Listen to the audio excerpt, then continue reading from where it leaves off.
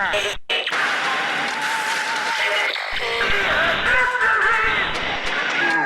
of Scooby.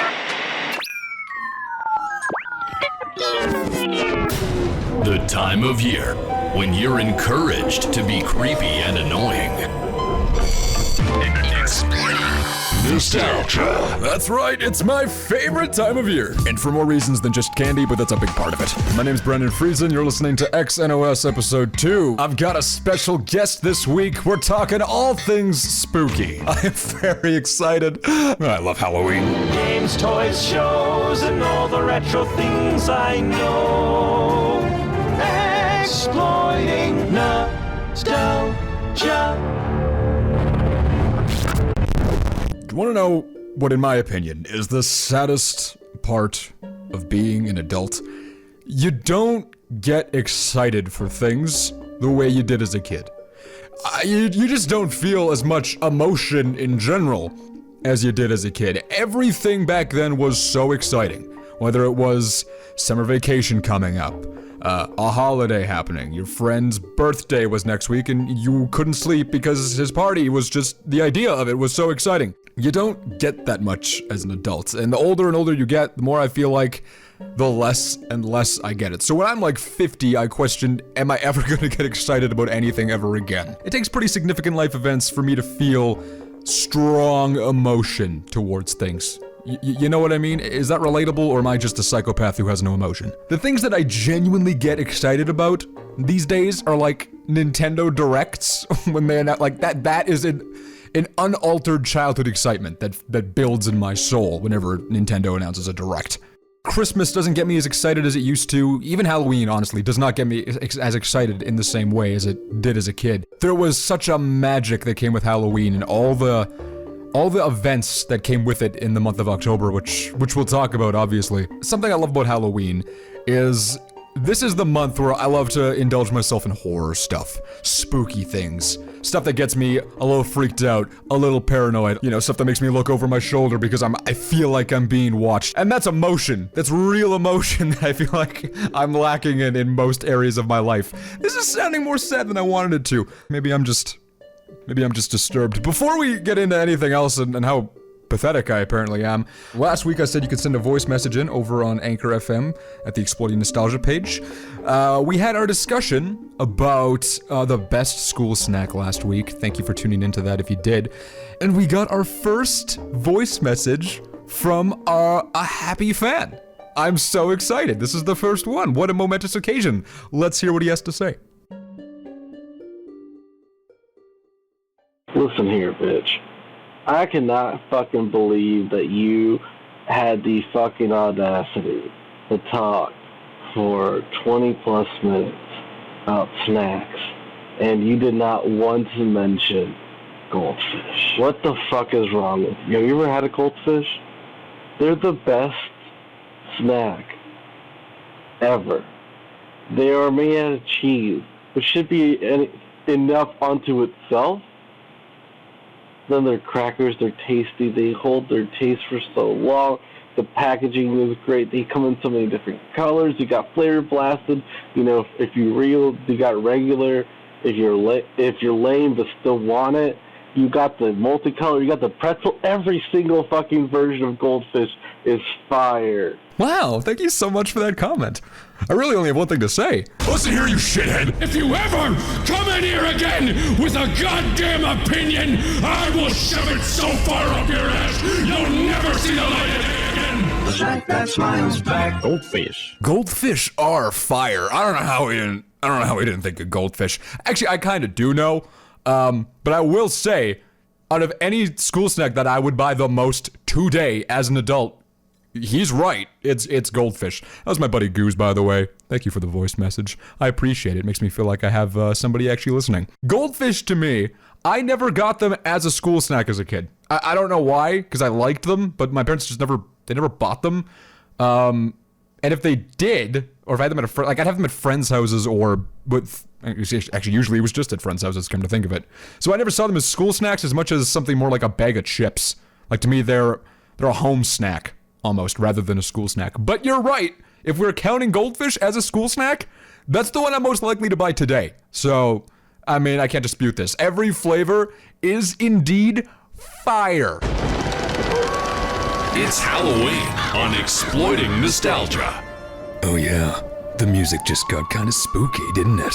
Are you scared? Well, you shouldn't be, because I'm just gonna talk about cartoons for the next 5 minutes. I watched a lot of TV growing up. Like, a lot of TV. When I wasn't at school, I was either playing my N64 or I was watching the Family Channel, Teletoon, or YTV. Growing up in Canada, those were the 3 major kids programming channels. One of my favorite things about TV during Halloween wasn't only the Halloween specials that every show would have, which, mind you, I did love. Anytime The Sweet Life of Zack and Cody aired that Room 13 episode, I was so in. And every good show, anyway, seemed to have some kind of Halloween tie-in. So the whole month just had this very thematic, spooky feel, and I loved that. But even past that, the TV channels themselves would change all of their branding. All of the bumpers, all of the IDs, all of the imaging during October to be spooky Halloween themed. And that just immersed me so much in Halloween at the time. What is the next show? SpongeBob SquarePants is the next show. And what? Dragon Ball at 8. Coming up next, it's Dragon Ball Z. And at 8:30, more Dragon Ball Z. I really think that contributed to making everything so exciting. Having such a strong theme everywhere you went just made you feel completely immersed in the holiday. Like at school, you would they decorate the classroom with Halloween decorations. Remember, some of my elementary school teachers all of our assignments we printed on like orange paper just because, hey, it's Halloween, why not? You would do the Halloween parade in school. You'd come home, your TV channels, everything would be Halloween themed. I'd get on some of the MMOs was playing at the time, like we talked about last week. Club Penguin during Halloween was such a freaking bop, man. The music changed, all of the scenery of the game changed. Even when you would go on like miniclip.com, because flash games were huge at the time, everything on the homepage would be advertising the Halloween games, which was just super fun. And even if it wasn't specifically Halloween themed, spooky shows that aired like all year were more prevalent around this time. If you ever watched Totally Spies, it was a great show back in the day. There was another show made by the same people, which was much less popular, but I thought it was just a way better show. And that being said, I liked Totally Spies, but Martin Mystery was... It felt like the grungier guy version of Totally Spies, where they would go like hunt down monsters and shit. It was freaking awesome. Although all the cool mystery shows aired this time of year too, like Archie's Weird Mysteries, Tales of the Crypt Keeper was a good show. There were a few like terrible Canadian shows that I thought were great at the time, including Ghost Trackers would air on YTV, as well as I think one was called No, not Mythbusters, that's like that's the good show. There was like a spooky Halloween version of it. And it's gonna bother me that I can't think of what it's called. Mystery Hunters, that was it. Definitely had to look that up. Mystery Hunters was also not a great show, but back in the day, it freaked the shit out of me. It just really enveloped me in Halloween. It made me feel a lot of stuff freaked me out back then, made me nervous, and I don't know if I liked it at the time. Actually, I do know I didn't. But looking back, like, that emotional impact it had on me made it stand out. And now in retrospective, I'm like, yeah, Halloween is sick. It's awesome. I only grew to like it more and more over the years. I feel like some of my most memorable experiences with friends happened at Halloween too, going trick-or-treating and stuff of that nature. Halloween is obviously also a great time to play horror games, Silent Hill, Resident Evil. As a kid, I wasn't quite ready for stuff like that. But honestly, I've played a lot of horror games now as an adult, but what sticks with me even more, and what scared me even more, were some of the games that weren't intended to be scary when I was younger. Like, there was quite a few Nintendo games on the N64 that I played that weren't intended to scare you or be creepy, but like, because of the time they came out and the view of what E for everyone was, the N64 had some spooky shit. Like, it really did. And we're obviously going to talk about that right now. And I'm going to have somebody join me. Somebody I've never talked to before. I actually only found him 2 days ago. Literally found this guy on YouTube 2 days ago. Reached out to him and said, hey, do you want to be on the show? And he said, okay. Please give a warm welcome to Connor from TheSassJacket on YouTube. His branding looks like a Flash game from 2005. Hello everyone, my name is Connor, TheSassJacket. He's something of a perfectionist. I love collecting things, perfecting levels, and marrying every Fire Emblem character of suspect age. Not to mention a gifted rap artist. Did I hit the nail on the head, or am I a big stupid doo-doo head? Bars? Yeah, maybe, stick to game reviews. He's TheSassJacket on YouTube. But isn't TheSassJacket himself? What's going on, dude? How are you? I'm good. I've got a funny story about, about how I found your channel. Oh yeah? It feels really uncanny to me, honestly. So this was like literally 2 days ago. I found you 2 days ago. Okay. This requires some backstory. I was, so like, I've never even heard of you. I have no idea who you are. I was, I guess it started in the morning. I woke up, did whatever my morning stuff, sat at my computer, and needed something to kind of like half-ass listen to during the day.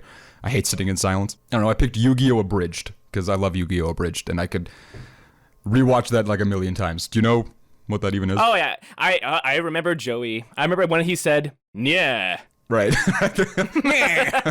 Nyeh. Yeah, okay, so you're familiar. Yeah. So I was listening to that during the day, and then I, later on, I started working on some of the podcast stuff for this episode, actually. I don't know, I was making some of the bumpers, and I needed some, like, Halloween video game music, so obviously what came to my mind was Creepy Castle from Donkey Kong 64. Oh my god, you're not kidding. That's a terrifying level. Horrifying. Very terrifying level. Oof. That game had no right to be as scary as it was.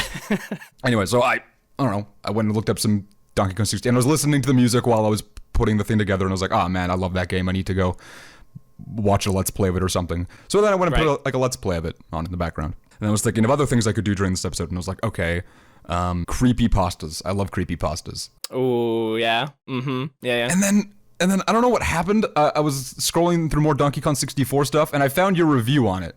And I was like, oh, I love reviews on that game because they all just shit on it. You probably noticed the thumbnail too. I did notice the thumbnail. That's probably what caught my eye. Right. We believe there are 5 perpetrators. I've never seen anything like it. There's fruit everywhere. Donkey Kong is back in an adventure so big, it's taking the country by storm. This turbocharged game has better graphics, more moves, bigger bosses, huge worlds. It's so big we included an expansion pack to get it all in. Donkey Kong 64. And you thought insanity was crazy. I feel like there's a lot of people who review that game and don't do it justice. They kind of just... They shit on it for 40 minutes. I grew up with a great love of it. Whenever I think about Donkey Kong 64, it's always positive. Obviously, it's got its issues, but yeah, no. Whenever I think about Donkey, I play it yearly. Like it's a year-long tradition for me. Has this year passed yet? No. Have I played Donkey Kong 64? No. Okay, get on that. Dude, I'm literally the same way. It's in my top 3 favorite N64 games. I love it. It's really good. I'm glad to hear somebody say that. There's so much negativity around it. I know. It's funny. I looked up like an IGN review of it, and it's shocking to me how many people are like, oh, it's just a meaningless collectathon, and oh, you know, it's glitchy, because like you watch speed runs of it, and people are like glitching through the coast and everything, but I think that's part of the charm, because like, yeah, it's a childhood memory, and you go back and you're like, wow, this is like barely put together, but at the same time, the music is so good. Like, Grant Kirkhope did like such a great job, and it's so funny. It's such a funny game. Like, I can't imagine somebody playing it and not at least cracking a smile once, you know? It does that thing that I really love in cute, cartoony, rare style games where it just randomly gets creepy for no reason. Yeah. The game has no right to get as spooky as it does. The handcart sections, like, it wouldn't even be nearly as scary if like they weren't shooting fire at you and summoning demons out of nowhere. I can't remember the last time in a Donkey Kong game I was like, I wonder if there should be demons in this. It's a Donkey Kong game. It's a Donkey Kong game. Like I remember playing Donkey Kong Country, and like you go to the handcart sections of that, and it's like quiet. Like, it's pretty much just like you're on a handcart. You could probably die, but you know, it's whatever. And then you go to Donkey Kong 64, and you know, it's like and you're like, oh my god, I'm going to hell. Like, this is a handcart section through hell, and I don't understand why it's that way. I remember as a kid when I would get to Crystal Caves, when the music would randomly just shift. Oh, I'd turn it off. I was too scared. I was too scared. I mean, I was too, but I didn't turn it off. I just kind of lived in fear. I think I had my older sibling play through it at that point. It wasn't until I realized that you could kill the guy who was doing it, but like you don't do that until like the end of the level. So like the whole time, you know, like you're playing through Crystal Caves and like every 5 seconds this is like, so anyway, cave in and you're probably gonna die. And like it like you have a million lives, like you have a million health, like you're never in actual danger. It's just really terrifying. I think the worst part was the stupid I mean, everybody talks about it now, but like the get out voice whenever you. Oh my god! And then like you wonder because like King K. Rool is kind of like an idiot, and like most of the people that he works with are idiots. Who's the guy that's like got a sniper rifle and like, you know, has like all of the Kongs, like what? Like, why is he lying in wait, and why is he wait until you complete like a little challenge? Like, who's in the rafters right now telling you to leave? It's horrifying. I like to think that it's just some random Kremlin reporting to K. Rool with a walkie-talkie in the rafters, like, "Boss, this is Bravo Leader 1 with Chunky in sight. I'm gonna scare the shit out of him right now. Get out." Okay. He's just like, yeah, oh, anyway, yeah, right, get out. Yeah, no, and it's funny because like you mentioned Creepy Castle, and like you go to the bottom and like it's at catacombs. There's like all of the walls are filled with skeletons and like corpses and stuff like that, and you're like, when did this come out? 1996? This is a kid's game? Kids game. Creepy Castle specifically. Like, I was scared to go there as a kid. I never beat the game as a kid because of Creepy Castle. It's so weird too, because like after you beat Creepy Castle, the boss itself is literally the dumbest thing ever, and they still make it horrifying. It is literally a cardboard cutout of King K. Rool, but the voice they give it, for some reason, I think that they meant for it to be funny, but like it still just terrifies me. You know, it has like a clown energy where, yeah, it's probably supposed to be funny, but it's just horrifying. It's just horrifying. And so the entire time, on top of that, you can't, like, just imagine, you don't actually get to look at it all that much because the camera pans down. And so, like, the only time that you see it is, like, in darkness, and it's like this giant visage in the background. Literally, why? Why did they do that? I think it's so weird because like you look at all the bosses and like you can kind of see like the theme that they're going for, but all of them are like horrifying. I think Mad Jack is so well designed. I know he's like a really easy boss to beat, but I think design-wise, they went all out for him. He literally looks like you found him on the Misfit Isle of Toys, and also it had a baby with Freddy Krueger, you know? Well, that's a fan fiction I would read. Wow. Yeah, no. No, Mad Jack is probably my favorite boss in the game. I remember I could not beat him as a kid. I think I needed my brothers. I didn't understand how you were supposed to outmaneuver him on the pillars. Now, right. Yeah, it's super easy. Yeah, going back, and the whole time you're like, oh my god, he's gonna catch me. But he has like a slowdown mechanic where like if he's getting close to you, he just like for some reason just goes at half speed, and you're like, oh no, he's gonna get me. Except he's not. Right, but as a kid, I didn't realize that, so I just gave up. I couldn't do it. Yeah, you got me. You know. Yeah, no, I remember that too, and I think. Like if we're going like design wise and like stuff that's like it's just unnecessarily horrifying, I think in Frantic Factory there's that weird machine directly in the middle, and Donkey Kong has a golden banana in there, right? But like he needs the invincible Kong power up to get it, because literally you're going through a machine that will literally smash you into a pancake, and it's shooting cannons of fireballs, and there's explosions in the background, and you're like I'm scared, Mom. I don't want to be here. Why? I always thought that level was pretty cool, or like that segment. Oh yeah, I mean, like it's great now. I remember that one scaring me as a kid. Everything else scared, like Gloomy Galleon in its entirety freaked me out. The music there is so menacing. The giant metal fish. Yeah, that thing was creepy. And you have to like swim up to it too. Like I remember, like in Super Mario 64, like there's that giant eel, and it swims around. That terrified me. And then like that, you're supposed to avoid it. In Donkey Kong 64, you have to swim directly into its mouth. Oh, I don't want to. Oh yeah, no. And then ooh, what is that? The level, the fungi forest, where it's the night and day mechanic. Night got creepy, like really creepy, and I don't know what even specifically about it was creepy, but it was. It always felt like you were being watched. Like the whole level felt like someone was like in the forest watching you, right? And it didn't help that they swapped out all of the enemies with skeletons for night. I don't know why. They just did. Like, it was just Mushroom Men, and then they were like, yeah, I think the correct alternative for the night would be the undead. I mean, Ocarina of Time did the same thing. Ocarina of Time did the same thing, and then like you got Redeads that are like the twisted souls of thieves that like hop on you and suck the life out of you, and like the whole time that they're just doing it because they're in pain and they're sad. Yeah, Nintendo, like back then they didn't give any fucks. I missed that. I think there's like the N64 is probably like my most nostalgic console of all time. Same. And that was an era when Nintendo wasn't afraid to just, like, in their cute, fun Nintendo game, just put some creepy shit in it for no reason. Apparently, and this is like going off of what you said.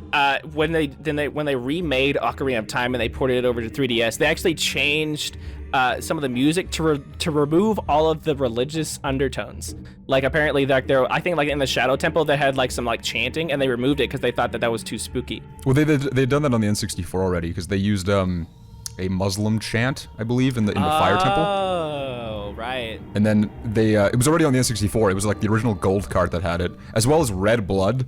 And then they were afraid they were gonna get like some negative response from. They never did, but they were afraid of getting a negative response, so they just removed that part of the track from the game entirely. Well, and then when they did Majora's Mask too, Termina is supposed to be like, or at least Clocktown specifically, is supposed to be like this really disgusting town that like is kind of like a mishmash of everything. And like in the 3DS version, they cleaned it all up, which is like so backwards. It removes a lot of like the weird. It's like the third part of JoJo, whatever that town is called, Morio or whatever, where like the entire town's supposed to feel weird, but then they removed it whenever they ported it over to 3DS, where it's just like it's just a town. It's a town you live in now. And like that, I get why they did it. It falls in line with Nintendo's like current philosophy on games, but it removes so much atmosphere. Like that's the whole point of the town supposed to be. Like you literally you went into the toilet that had the hand come out of it, and like there's supposed to be shit on the walls. Like there's just supposed to be shit on the walls, and they got rid of it. I'm just like, no, like that's like you're supposed to go in there and go ew, you know, and then they're just like, yeah, it's just a standard hotel bathroom with a hand in it.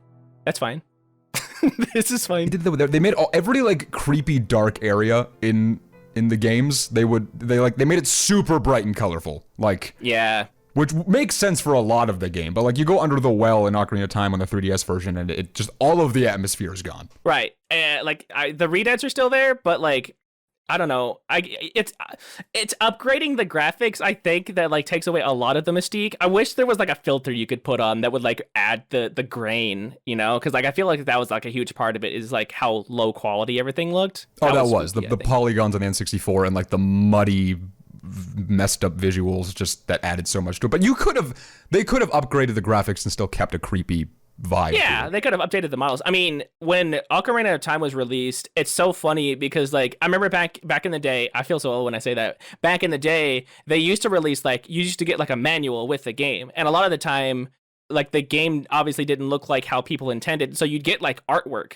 in the manual that showed how everything was supposed to look. And Ocarina of Time had that, and it had like a whole lot of busts of like, you know, all the characters, and it had like one of a redead, and it's like, oh my god, that's what that's supposed to look like? Jesus Christ! Well, yeah, it has teeth.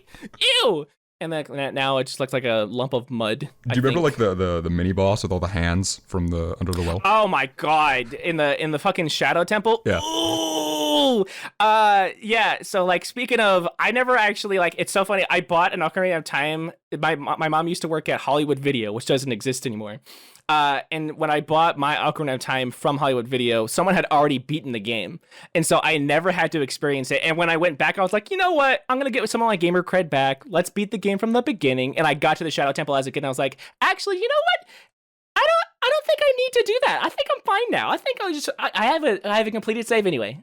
Dude, that shit was horrifying. I can't wrap my head around it. I played through Ocarina of Time in the 3rd grade. Like the whole game, and You beat the game in the 3rd grade? You have balls of steel, sir. Apparently, because I think, and I was like, how did I get through the Shadow Temple without shitting my pants? No kidding. God. Yeah, I bought Majora's Mask after that, and like that one's even more horrifying because like you go into like the desert and like there's a version of a redead, but it's like a mummy, and so like you got the undead ninjas that go around, and they're like they're dead. Their souls just exist in the plane of this valley, and they challenge everyone to duels to the death, even though they're already dead. And you're like, I don't want to do that. I don't want to do that. And then there's a boss that's like literally like a giant Redead and a giant Stalfos. Nintendo went all out back in the day, man. It was horrifying. Akana Canyon was terrifying. I'm actually still kind of creeped out by Akana Canyon to this day. I don't see why anyone would not be. It's literally the Valley of Death. Just they call it something different. I wish they would still do that. Nintendo doesn't do anything like that anymore, and it bums me out. Breath of the Wild 2 is like, people think it's gonna have a creepier vibe. I would love that. Pokemon, like, remember like all the stuff that like was like scary with Pokemon? They added like ghosts. There was like the revived body of like a Marowak, and you're like, I'm supposed to fight a what now? Yeah, again, 90s Pokemon, also like Lavender Town, super spooky. Super spooky. There was if you've ever read, apparently there's a Pokemon Red manga where the main character goes to Lavender Town and has to fight the reanimated corpses of Pokemon, and they drew panels of zombie Pokemon. They are rotting and everything. Pokemon was metal back then. What a hot take. Pokemon used to be metal. Pokemon used to be so cool, dude. And like you go back with like Ash and they're like, yay, let's go friendship, woohoo. When Pokemon made the shift from like from gotta catch 'em all to making new friends, that's when Pokemon just kind of like, okay, whatever. See, I do like the fun, happy, jovial, cartoony aesthetic. I love that. But I like the contrast in it where like randomly it'll get creepy, you know? Oh yeah, 100%. When I was watching you were using Paper Mario music in one of your videos. Have you played Paper Mario?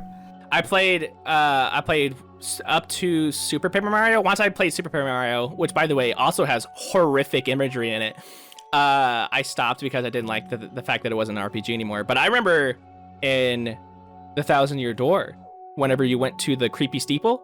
Yeah. And like the whole reason you went there is because there's a town wrought with a curse that every time the bell tolls, they turn into a pig, which has got to be already pretty horrifying. I mean, that's a fun Halloween-y idea. Let's just all have a little bit of fun, right? And be polymorph for the rest of your life to a lowly creature. Enjoy. It's great. And like the whole time, it's just this awful ghost man that steals Mario's body. Like that's crazy, right? Right, that's a Mario game. They make it super fun and like whimsical, but like it's a Mario game. Even in Super Paper Mario, like as the story progresses, like you're gonna talk about the whole world that just ends, like yeah, like worlds end. Like Mario goes to like the underworld, and like you get to talk to everyone, and they're like, "Man, I shouldn't have tripped on that like micro Goomba. Too bad I died." And you're like, "Death?" No, like you literally die. You go to hell, and the river of Styx exists in the underwear. In the Mario universe, there is an underworld, and yeah. Like you get to go there and experience it. That I don't think you get it anywhere, and it's so unfortunate because they made Paper Mario its own specific like canon because they made that crossover game with Mario and Luigi plus Paper Mario, and so like I guess that means that Paper Mario is like a more metal universe than like regular Mario and Luigi universe, I guess. The newer Paper Mario games, they don't do stuff like that anymore. But even in the first game, if you played the first game, Forever Forest freaked the shit out of me as a kid. It reminds me of what is that forest in Ocarina of Time where you can get lost and like turn into a Sophos? The Lost Woods. The Lost Woods. Yeah, and you just got stuck in there, and the whole time there's eyes watching you and everything, and you're like, oh, okay, I see you. Can I go back now? Like, is there a teleport that I can take instead of doing this, please? And the boss of the area, once you go through that area, like you would think it's the boos, right? Because you go up to a boo mansion and you're like, oh, I'm gonna fight some boos. No, they're the good guys. Oh, that was actually, honestly, that's an underrated plot twist. I love that. Outrageously cool because like you get the queen of the boos or whatever, and like the main villain is a guy that not only eats boos, he's immortal, and he ripped his own heart out to not take damage. Name one Nintendo game in 2020 that would do something like that. What? Name one. Literally name one. I think it's funny. I remember playing like Super Smash Brothers Wii U, and they added Bayonetta, right? And I was like, oh, Nintendo's starting to go back to like their roots, right? Where they're gonna get like crazy. And then no. Like, you know, even when they do something that's like more mature, it still has that very new Nintendo feel to it. It's a very kidified thing. I'm making a Halloween special right now, and one of the things that I'm talking about is in Luigi's Mansion. Apparently, there was supposed to be a bad end Like there was supposed to be a bad in Luigi's Mansion where Luigi loses and the mansion disappears with Mario inside. That's a thing. And like you can look it up, and it's a Luigi's Mansion and bad end screen, and like it's horrifying to look at because Luigi's either possessed or he's really depressed because like he failed. And it's like one of the most horrific things I've ever seen. I never knew that. I love that though. They were also supposed to put a time limit mechanic in the game to pressure you to finish it, because like you always like imagine Luigi's Mansion is actually kind of like a really short game whenever you like sit down and play it. And so apparently there was supposed to be like you were supposed to complete it within 24 hours. Otherwise the mansion literally disappears, either with you inside or with Mario. Okay, see, I'm glad they didn't put a time limit on it then. That's the big reason I can't get into Pikmin. That would have absolutely like ruined me as a kid, because I'm like, I don't even know anything about this, man. Well, that's what turned me off from Majora's Mask for so long. Like I didn't like time limits. Oh, the time limit mechanic. Yeah. Did you like Luigi's Mansion 2 and 3? I own 2 copies of Luigi's Mansion Dark Moon, and I just recently bought the new Luigi's Mansion for the Switch, and I absolutely despise the one on Switch because really, like I cannot get through the tutorial without putting it down because of how kidified it is. There's literally neon signs telling you where to go. You can't like figure out where to go on your own. There's no, hey, it's over here or something like that. And I'm just like, listen, man, if you want me to play the game, you gotta stop doing this. If you want to play the game, that's cool. I'll give you the controller and I'll watch you play. Right. See, I've heard that before. Well, I'll give the game this. The cutscenes are beautiful. I've seen the opening and it does look really, really gorgeous. Nintendo always like goes all out with their cutscenes, and I love that. I think they always do really well cinematically. Like I remember like Mario plus Rabbids Kingdom Battle. Like their cutscenes were beautiful as well. And that's just a side game. Like if they're putting that much attention in a side game, their main games are just so good. I agree with you on the Luigi's Mansion because yeah, they'd have made it really like Super Nintendo, like again, modern Nintendo. What I want to see is something that modern Nintendo did was the Sephiroth reveal for Smash Bros, where he like literally stabs Mario and everything looks super gritty. And you're watching that, like that is the most Nintendo thing I've ever seen because they do the stab, they just can't literally stab Mario, you know. But they made it look like they. And I want more shit like that. That would be cool. More stuff like that, please. I'm begging you. Like anytime I think about stuff from my childhood that I remember as an adult, it's usually the stuff that had like some sort of weight to it. I enjoy like a good, like fun time, right? But I desperately want one of those things where it makes you go, oh shit, I need to like do something, you know? Most Nintendo games nowadays are just like, I'm a mustache twirling villain and I am a bad guy. Dude, I 100%, this is my first time talking to you, and I feel like we're relating on a lot of things here. That contrast of like, give me a fun game that has like just a bunch of super dark stuff underneath it, like underneath the surface. That's what makes the game super memorable to me. Have you ever watched the first Pokemon movie? Of course I've watched the first Pokemon. Who do you think I am? It's the first Pokemon movie. I wish you never know. So you remember, like, everyone's, like, having this thing, right, where their Pokemon could have possibly been stolen. That's the typical mustache twirling things. And then Ash dies. Yeah. And then Ash dies. And then you're like, oh. Uh-oh. I want that. More stuff like that. Obviously, he gets revived and everything because of the power of friendship. But dude, like, oh, man, like, the emotional impact that had on me watching it. It was like my friend's birthday party and we watched it for the first time. And like, we were all crying. Right, because it's a sad scene. You're like, wow, Ash literally died for his best friends. Like that, wow. You know, usually like you hear that and it's stuff that like is said and not shown. Please show me. I am begging you. Please show me somebody actually dying for their friends because that's sick. That's awesome. Right? I value emotional impact in story. Give me something. Please. Wow. Yeah, I know. I was listening to your thing on the way home from work. It's so funny. I was initially it's so funny. I was initially impressed by like the stylization of everything, but the more you spoke, the more I was like, wait, this guy's such an average guy. He's so much like me. Let's go. Yeah, no. I'm glad you were down. This is the first time I've reached out to somebody on the internet just like on impulse since like I was a fan of Minecraft and I made friends through Minecraft, but like I thought I'd give it a shot. Plus, when I watched your Donkey Kong 64 video, I went and binged everything else, and I was just like, okay, so this guy's using Paper Mario music in the background. The reason I told you meeting you was uncanny was because that day I had been listening to creepypastas. I had watched Yu-Gi-Oh! Abridged, and as well as was watching Donkey Kong 64 stuff. And then I get to your channel just by coincidence. and you have a video on Donkey Kong 64, a video about your top 10 creepypastas, videos on the original, like, old Yu-Gi-Oh games of the original Yu-Gi-Oh characters and stuff. It felt weirdly uncanny. It's so funny because I was listening to you talk about, you and your friends talking about, like, growing up, which, by the way, Fruit Gushers is the best snack. I don't know why. Thank you! I don't know why everyone was talking about the Dipper thing or whatever. Fruit Gushers, by the way, Fruit Gushers wrapped in Fruit Roll-Up. Do that next time. What? That's a thing? Fruit Gushers and then roll them up in Fruit Roll-Up or whatever. I forgot that there was Fruit Roll. Anyway. No. I grew up on so much stuff because I didn't have a whole lot of friends growing up. And so, like, whenever I found, like, my first video game, I was immediately hooked, right? And so ever since then, I'm just, like, super attached to all the media that I grew up with. In my apartment, I have 8 bookshelves filled to the brim of movies, comic books, anime, video games, plushies, and stuff like that. I'm an actual loser, but... No, dude, I saw your apartment reminds me of my first apartment. When I moved out, I got a roommate. We were like, okay, one day we're probably gonna get married and we can't do this. So we nerded the shit out of that apartment. Let's go. He had Final Fantasy books everywhere. I had all my Nintendo shit everywhere. It was amazing. What was your first game, out of curiosity? Oh, see, that's an interesting question. My first game, and speaking of games that are unnaturally weird and spooky, my dad doesn't like video games, and as a present for my mom, he got her a PS2, which to this day is like the weirdest thing I've ever said.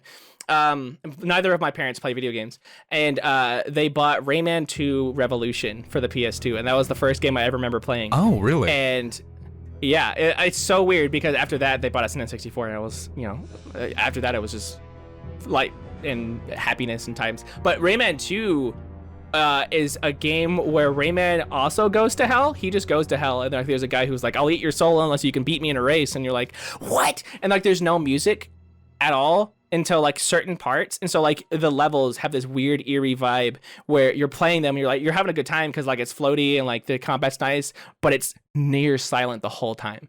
And so like you got this weird atmosphere going on, and you're like, I kind of want to talk to somebody. I wish there was somebody nearby that like spoke, so I wouldn't feel like I was like stuck on a strand, like an island somewhere, because like it gets really weird and spooky. But I loved Rayman 2. I played it on the N64. It feels a lot like Banjo-Kazooie in a lot of ways. It does feel a lot like it's like a cross between Banjo-Kazooie and Jak and Daxter. It like has that feel. That's a good way to word that. You're absolutely right. Yeah. And then after you get halfway through the game, all of the enemies turn into zombies and are almost like unable to be killed because they're literally so powerful. And you're like, oh no, I don't like this at all. But yeah, Rayman 2 Revolution was my first game. As long as we're talking about games with like good spooky shit in it, Mario 64, we got to talk about Big Boo's Haunt. That's obviously. Oh my god, the piano. We have to like acknowledge the piano. The iconic piano. The iconic piano. You walk up, it takes out half of your health. It is obviously meant to be as terrifying as possible. It scared the shit out of you, right? Like the first time? Oh my god. Yes, of course. Like you walk up to, you're like, yay. I mean, it's like spooky, like whatever. The music makes it sound like, you're in Silent Hill. And then you walk up to the piano and you're like, I'm gonna kick it. It's gonna make a piano noise. It'll be nice. And then it almost kills you. They knew what they were doing. They didn't mean that as like here's a funny little, like they made the audio of the piano so much louder than everything else. They knew what they were doing. Also, the merry-go-round creeped the hell out. It was so creepy. And yeah. And then, like, not to mention, I think there's 2 Mega Boos and 1 Mega Mr. I. And, like, they went all out with like the horror aspect because like all of the and you kill a Boo and it goes, ghosts don't die, and you're like, I forgot about that, right? oh, okay, this is a Mario game, right? And then you like hop out of the level and it's like ba ba ba ba ba ba ba. I always like that. That's kind of like at the end of creepypasta videos when they put like a soothing track to like calm you down after listening to it. Yeah. That's kind of what Mario 64 felt like whenever you get out of Big Boo's Haunt. It was like, okay, we're back in the castle. Breathe. And then Mario 64, like even the water level, not the one with the tank or the submarine, the one with Jolly Roger Bay. Oh yeah, the eel. The eel was creepy as hell. The giant eel. I still have nightmares to this day of like just being in a giant thing of water, looking down in the water, and like there's this giant shape that I can't make out. Like, and that encapsulated that. And so I didn't like getting that star at all. And it's unfortunate there was like 4 stars on that side of the map too. It's funny you mentioned that. I used to have a reoccurring nightmare as a kid where I was in Jolly Roger Bay and my brain rendered out the whole level in like real world graphics, right? And I'm drowning under the water or whatever. And then the eel comes at me, but the eel is not rendered in like real graphics.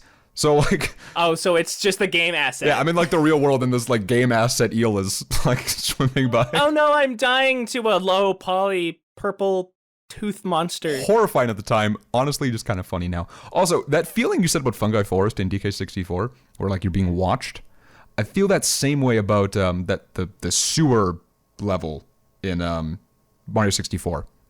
You jump into like the black goo. I forget what it's. Hazy Maze Cave. Hazy Maze Cave. Yeah, the place where you can literally choke to death on toxins. Yeah. Mario game, by the way. Yeah, no, and then watch, like, it's so weird because Hazy Maze Cave, it's such a big level. And then despite everything, you can take elevators and stuff, there's still an entire basement area where it's the first time Dory, I think, was ever introduced in the Mario universe. And it's just like this giant sea monster. You know, you're like, what? And then it turns out to be nice, like whatever. But the first time I found that, I thought that I was like about to summon Cthulhu or something. And I didn't even know who Cthulhu was as a 5-year-old kid. I was just like, I feel like I'm about to be ritually sacrificed here. And it's just a Mario game. It's just a Mario game, and it's so weird. But I think that's what made those games stand out so much. Like, why I consider some of the greatest Mario games, because of how much, like, just raw emotion they packed in and made me feel. Oh, yeah, 100%. Have you seen the updated version of the eels in, like, the new Super Mario Brothers games? They look real goofy. Like, they still look like giant eels that you wouldn't want. Well, that's what they that's what they do now. They make them goofy and everything. And so unfortunate, because I wish Super Mario 64 would have been like remade, but like they just ported it poorly to the Switch. I wish that they would give it a graphical update that made the eel like extra spooky, you know? Like, I feel like they should lean into that stuff rather than getting rid of it. Yeah, but they want everything to be kid friendly, so. Which is weird because back in 1996, that was considered kid friendly. So like, what changed? Also, if we're talking with spooky shit in Mario 64, honestly, scarier than Big Boo's Haunt, scarier than Hazy Maze Cave, scarier than the Mario 64 damned creepypasta, that stupid fish that would eat you. Oh, the Cheep Cheep? Okay, so for it's so weird. Like the video I'm working on right now is the stuff in media that brought my actual fears to life. And I didn't get to this because unfortunately I didn't have the time. But one of the fears I wanted to cover is being instantly killed in video games, because I think that's horrifying. And the two aspects that I had are both Cheep Cheeps. The first one from Super Mario 64. I don't know if you've ever played Yoshi's Story. I have. But do you remember the Cheep Cheep level? Yeah, I do. Yeah. Where you're just walking through this area, right? And you get to you scroll the screen and the Cheep Cheep will jump out of the water and instantly kill you. And you're like, and then you still have to go into the water to get stuff. So there's this insta-kill boss. You cannot kill it. It instantly eats you. And you have to be in the water. And you're like, no, dude, I'm not going to do that. I'll take the L. I don't care. I will take that L. It's so horrifying, dude. Yeah, no, the giant Cheep Cheep. It's so spooky, and it's wearing like shades. I think that's a huge part of what scared me. The thing looked creepy. I don't know why. It looked really creepy. I think the low poly has a lot to do with it, but yeah, no, and it doesn't like move like a fish. It just like juts forward, and then if you happen to be in its range, you die. And then Bowser laughs at you. Oh, that laugh always got me whenever you would die. Fuck me, dude. Yeah, I remember walking into Peach's castle and it just being like, no one's here, so scram. And you're like, oh! Oh, yeah, like running towards Peach's painting for like the first Bowser level and the floor falls beneath you. That actually kind of creeped me out. Like, whoa.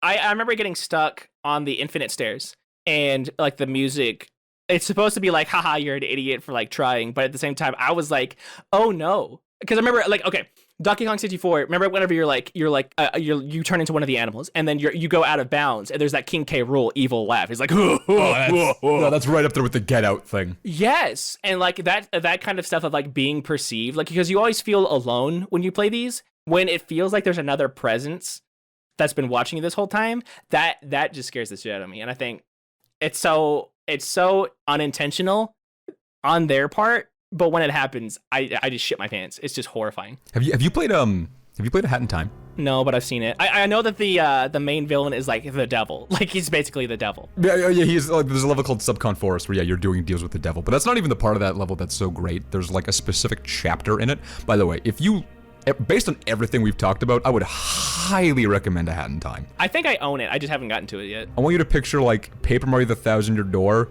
like meet Mario 64 and Mario Sunshine, and they made a game together. It does all the shit we're talking about really well. Anyway, there's a level in Subcon Forest where you go into someone called Queen Vanessa's manor, and you have to like sneak around and find a key. And whenever Queen Vanessa gets close to you, the whole camera pans to this wide-angle view, and you get this like Into the Spider-Verse drone sound. What the hell? Like that's louder than anything you've ever heard in your life. It's horrifying, and it's amazing. See, I think, okay, this is gonna be kind of a hot take, but I think horror being the main genre like misses the point. Like if you're gonna like making an entire scary movie just to be a scary movie misses the point. I think the stuff that scares people the most is the stuff that happens in day-to-day stuff. Like imagine, like back when they did Pokemon, I think in like Pokemon Black and White, you go across like Charizard Bridge and you can talk to a guy and there's a girl standing next to him and you can talk to the girl and she just instantly disappears.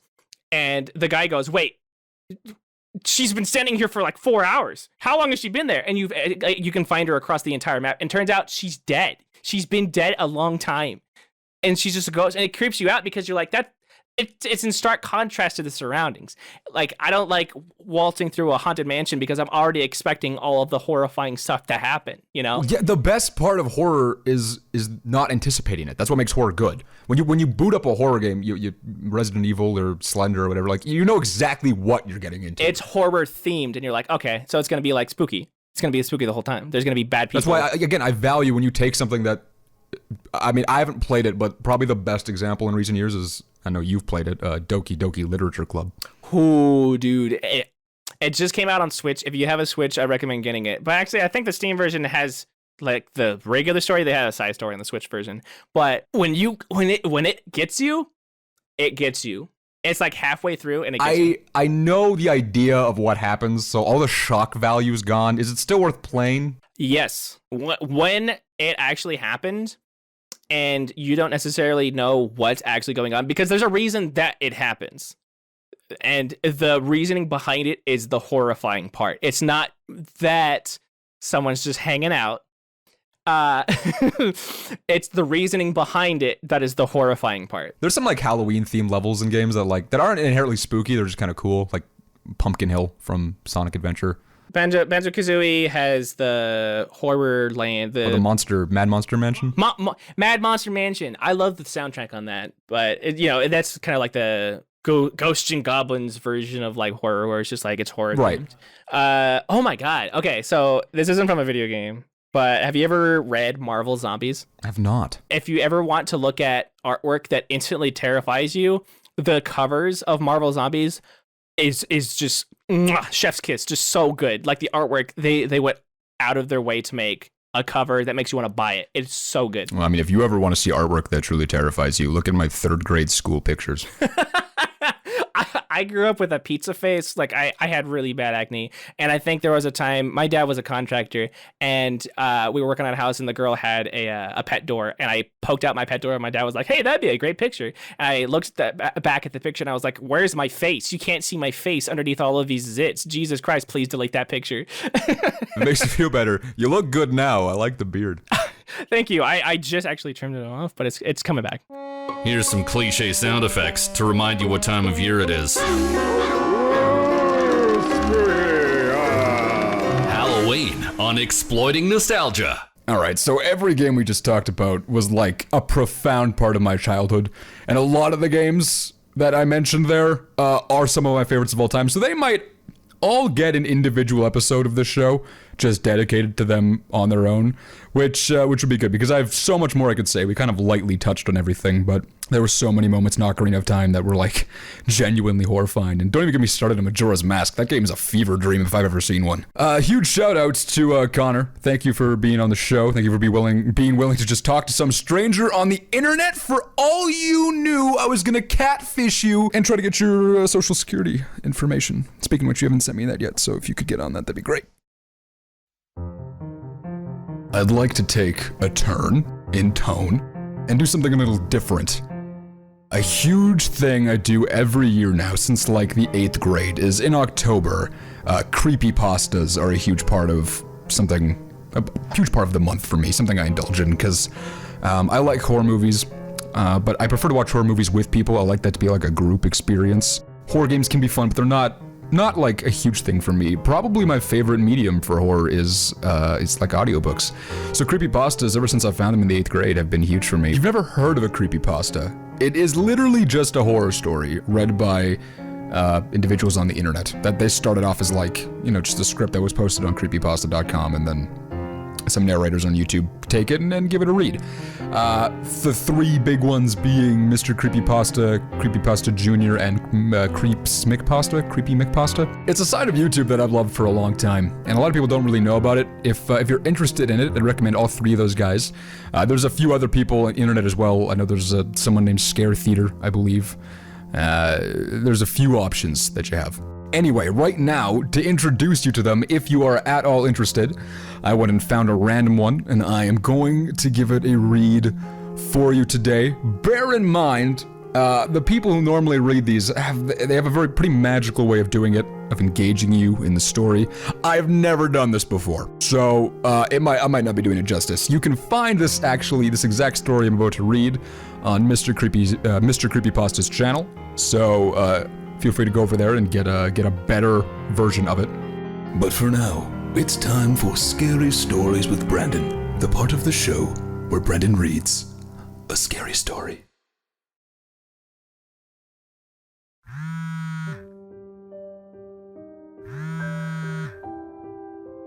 I wiped the sleep from my eyes. The clock across the room glared red. 3:32 a.m. Who could have possibly texted me this late at night? Reaching across the pillow, I picked up my phone from the end table. Apparently, someone liked my face, and my dry attempts at humor on Tinder. I opened the app and waited for it to load. It was then I noticed the faint but specific smell of sulfur. I thought nothing of it, as the light from my phone lit up the room, and a gorgeous woman was now staring back at me. I remembered her from a couple days ago, hoping we'd match. Strawberry blonde hair with silver eyes, a dazzling smile, and a stunning body to boot. What the hell was she doing matching with me? My average looks coupled with a short bio that read, "Can cook minute rice in 58 seconds," couldn't have been enticing enough to draw in this genetic jackpot. I sat up in bed as I flipped through the rest of the photos. She really was stunning. Being far pickier than I should, considering how average I am, I honestly could not zero in on any flaws on this perfect human. Her pictures were of her either hanging out with friends, or in athletic gear, or some nature trail. For some reason, the last picture wouldn't load though. Bummer. 5'6". Love the gym. My hobbies include a mixture of writing, indie films, cooking, and hiking. I love reading Oscar Wilde. I definitely needed to message this girl in the morning. Maybe I could charm her into possibly getting coffee sometime. It was almost 3:45 a.m. at this point. I opened the app back up and tapped on Julia's conversation. Hi, hi, hi, hi, hi, hi, hi, hi. This can't be a bot, can it? Usually they just send you a grammatically incorrect paragraph with some shady-looking link and hope you follow it. Julia said hello about 8 times before stopping. Wasn't entirely sure what to make of all this, so I decided to message back. Hey, what's up? Not really much else to say when it's almost 4 a.m. on a Monday night. Without missing a beat, she replied back.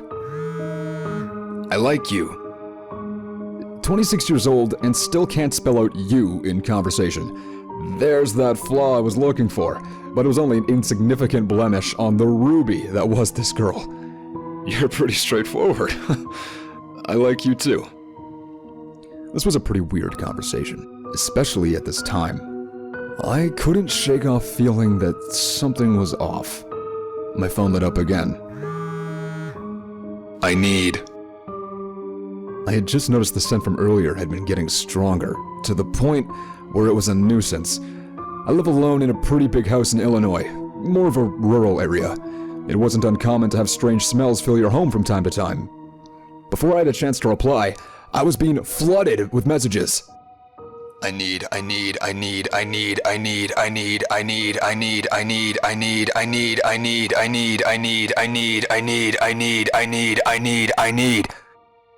Now this was getting really fucking weird. I turned on the lamp next to my bed and swung my feet to the side. What do you need? A coyote yelped outside. Another one howling. Time ticked away as the clock reached 4:15 a.m. No response from Julie. I decided to check her profile again to see if there was anything strange that I hadn't picked up on earlier.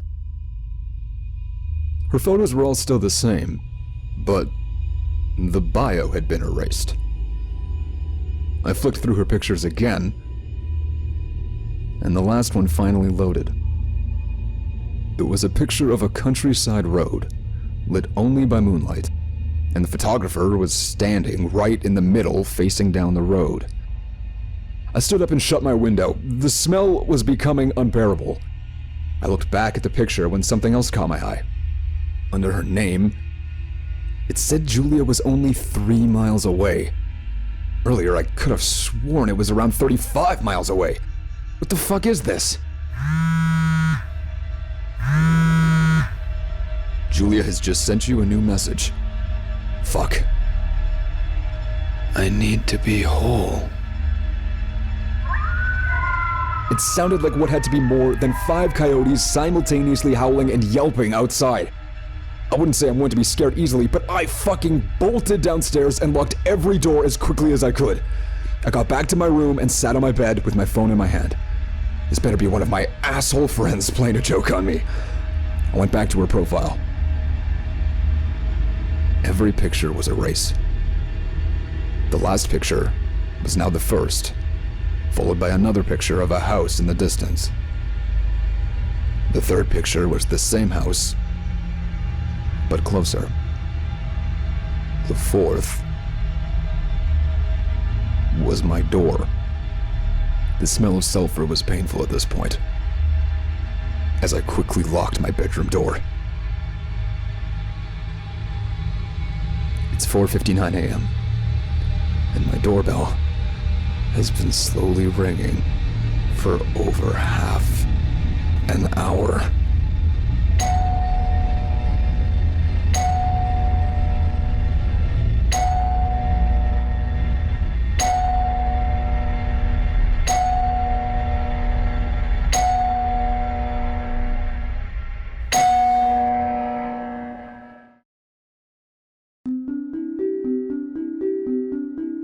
Would now be a bad time to hit you with a jump scare? Probably.